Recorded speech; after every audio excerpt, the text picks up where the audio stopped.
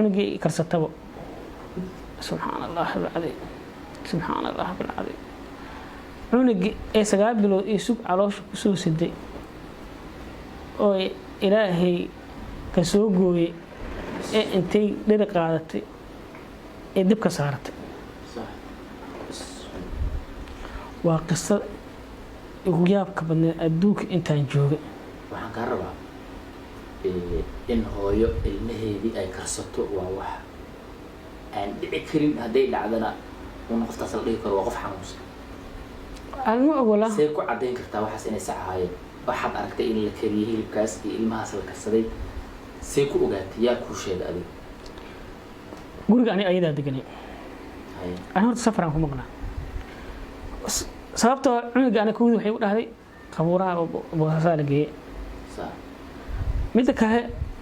madax meel u yaal gacan meel taal hilib iyo calool iyo wax isku qasan oo kartoon oo lagu kor daboolo oo waxa uu tagay dana oo karsan oo la feentay ma laga yaabin oo inay ciid dhugtay oo saas oo la iman dheer baba markaas waa hilib wax qoyan waa qoyan iman dheer